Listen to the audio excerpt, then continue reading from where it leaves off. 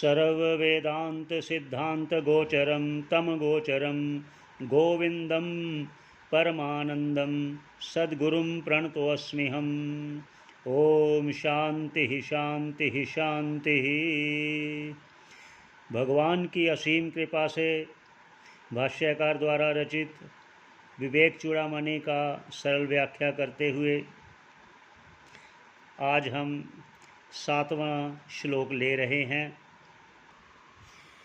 जैसा कि मंगलाचरण में कहा गया, सर्व वेदांत सिद्धांत गोचरम, सर्व वेदांतों से लिया गया श्रुतियों का उदाहरण के तौर पर अपने अपने शब्दों के द्वारा भाष्यकार जी द्वारा ये वर्णित ग्रंथ, ये 7वां जो श्लोक है ये बृहदारण्यक श्रुति से लिया गया है।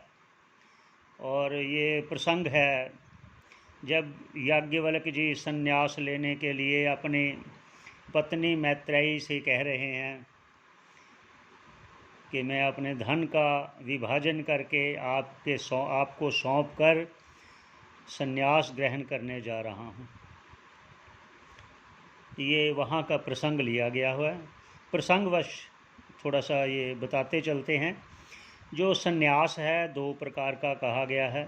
विद्यारण्य जी ने अपने जीवन मुक्ति विवेक ग्रंथ में कहा गया है संन्यास 2 प्रकार का होता है मुख्य रूप से।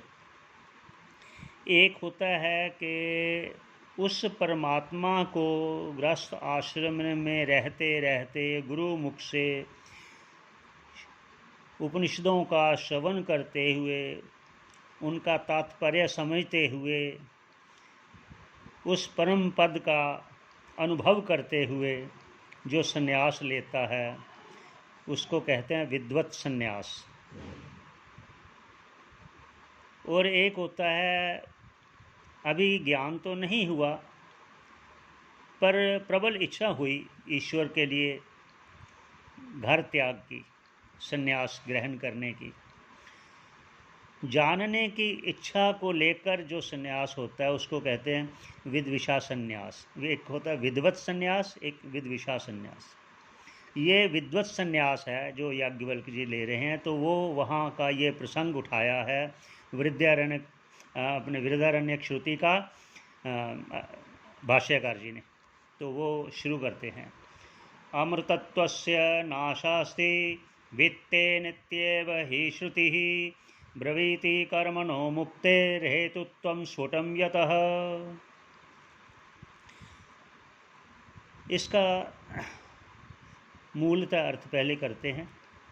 अमृतत्वस्य, अमृतत्व से पहले कहते हैं मृतत्व, जो मरणशील है, और जो नहीं मरणशील उसको कहते हैं अमृतत्व अर्थात मोक्ष। और जो मरणशील है वो षड विकारों से ग्रस्त है। अस्ति जायते, षड विकार हैं अस्ति जायते, वर्धते, प्रणयनमते और अपक्षीयते और नश्यति, ये षड विकार हैं। और आगे याज्ञवल्क्य जी कहते हैं कि वित्तेन इत्येव, इस धन से, वित्तेन धन के द्वारा, अमृतत्व अर्थात मोक्ष, ना आशा अस्ति, कि इसकी आशा नहीं की जा सकती कि हम धन के द्वारा उस मोक्ष पद को प्राप्त कर सकें। इत्येव ही श्रुति ब्रवीति, ये श्रुति का कथन है। इसलिए भाष्यकार जी ने मंगलाचरण में ही बोला कि सर्व उपनिषद, सर्व वेदांत सिद्धांत, उन्होंने सभी उपनिषदों का सार भाग इसमें संग्रह करके श्रोतागणों के कल्याण के लिए, जिज्ञासुओं के कल्याण के लिए आपके सामने उपलब्ध है, उसका लाभ उठाइए। तो आगे कहा कि श्रुति स्वयं कहती है, श्रुति ब्रवीति ही, क्या कहती है? कर्मणो मुक्तेर हेतुत्वं स्फुटं यत, कर्मणों, कर्मणो ना मुक्तिर हेतुत्वम, कि कर्म के द्वारा मुक्ति नहीं प्राप्त की जा सकती, ये स्पष्ट श्रुति कहती है। और ये बार बार कोशिश कर रहे हैं भाष्यकार जी के प्रयत्न करना चाहिए, प्रयत्न करना चाहिए। क्यों प्रयत्न करना चाहिए, बार बार क्यों कह रहे हैं, इस पर कहते हैं एक और श्रुति का उदाहरण देकर। ये कठोपनिषद है, उसकी एक श्रुति का उदाहरण देते हैं। ये कह रहे हैं श्रवणायापि बहुर्भि यो ना लभ्य। कहने का उनका तात्पर्य है कि ये जो उपनिषद की बातें हैं, ये जो मोक्ष की चर्चा है, ये चर्चा सुनने को भी बहुतों को मिलती नहीं है। ये इतनी, इसलिए ये भाष्यकार जी कह रहे हैं कि प्रयत्न करो, प्रयत्न करो उस परम पद को जानने के लिए, उसको प्राप्त करने के लिए। ये इसलिए कोशिश कर रहे हैं। ये श्रुति कह रही है स्वयं, श्रवणायापि बहुर्भि ना लभ्य शृण्वन्तोऽपि। आगे बहुत लिखते हैं लेकिन वो बाद में प्रसंग उठाएंगे, अभी इतना ही। जो भाष्यकार जी ने पहले कहा है कि शास्त्रों का अध्ययन करना भी मोक्ष के लिए सहायक है, साक्षात नहीं, और कर्म भी है जो भी, उसके लिए थोड़ा सा दृष्टांत दे रहे हैं। भाष्यकार अपने अन्य ग्रंथ में लिखते हैं, कुरुते गंगा सागर गमनम व्रत परिपालनम अथवा दानम ज्ञान विहीन सर्वमतेन भजते न मुक्तिम जन्म शतेन। मतलब व्रत कर लो, तीर्थ स्थान कर लो, कर्म कर लो, दान कर लो, लेकिन ज्ञान विहीन सर्वमतेन। उनका कहने का भाव कि जब तक आप आत्मैक्य बोधेन विना विमुक्ति ना सिद्ध्यति, ये स्पष्ट शब्दों में उन्होंने बोला। इसलिए ये कोशिश करनी चाहिए, जो पहले बोल दिया वदंतु शास्त्राणि, शास्त्रों का जितनी अच्छे ढंग से व्याख्या कर सको कर लो, लेकिन जब तक उसका तात्पर्य अर्थ जो है, जो कहने का भाव है श्रुति का, जब तक वो नहीं समझेंगे तब तक कल्याण नहीं। लाभ तो होगा लेकिन मोक्ष पद की प्राप्ति तभी होगी जब तक हम उस परमात्मा के साथ अपनी आत्मा का ऐकत्व सिद्ध नहीं कर लेते।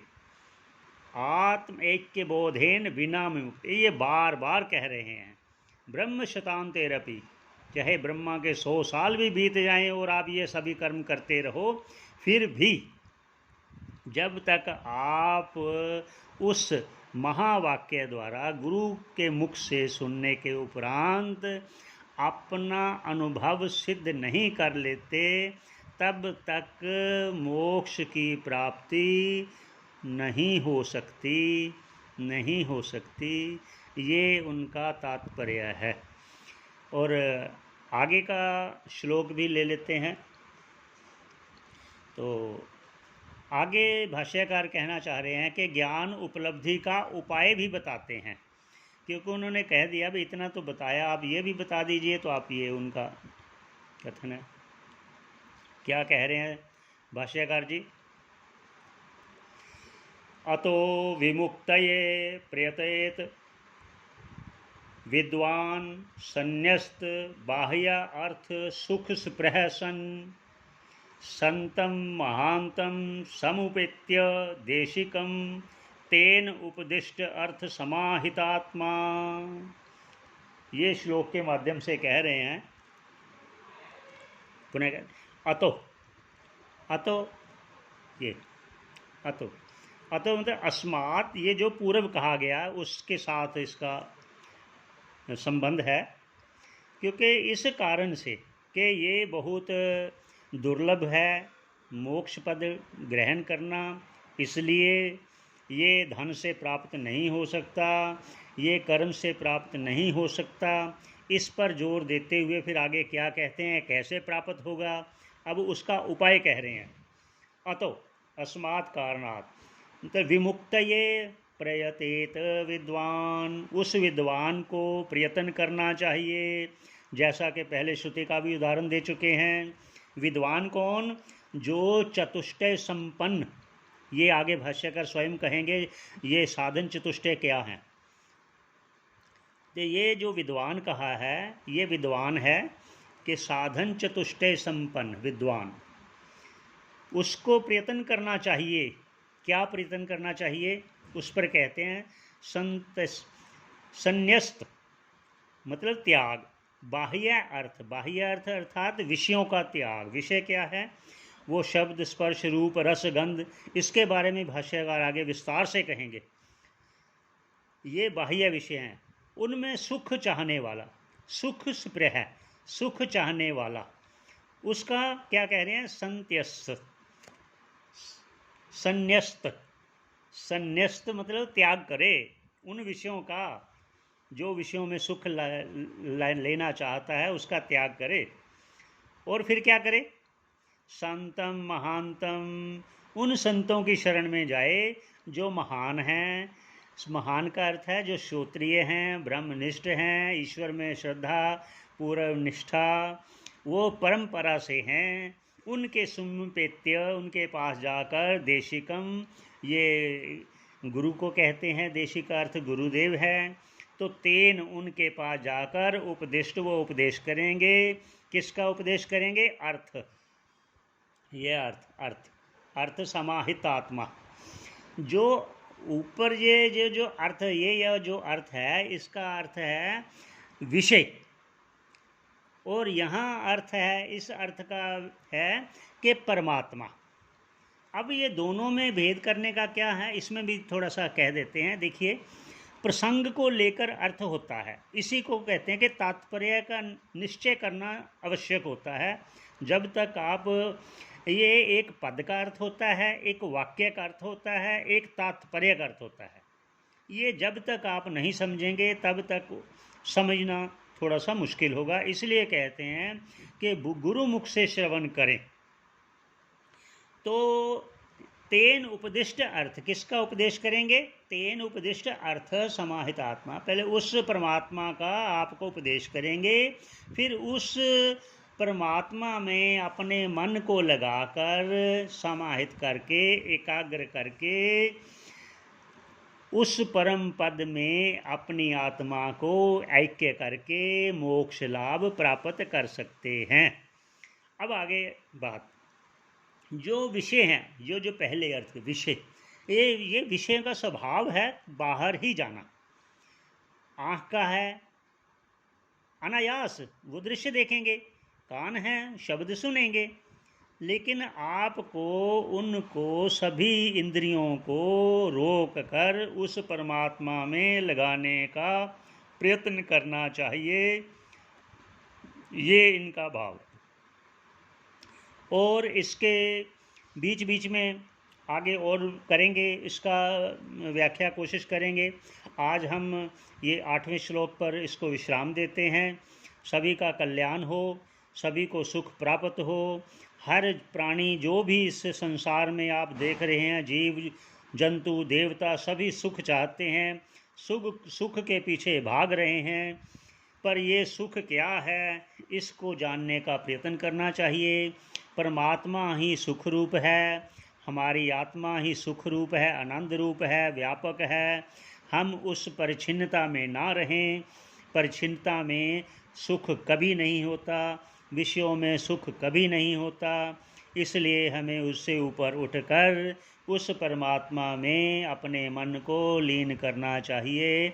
इसी वाक्य से हम विश्राम देते हैं। ओम पूर्णमदः पूर्णमिदं पूर्णात् पूर्णमुदच्यते पूर्णस्य पूर्णमादाय पूर्णमेवावशिष्यते। बोलो राधा वरे कृष्णचंद्र की जय।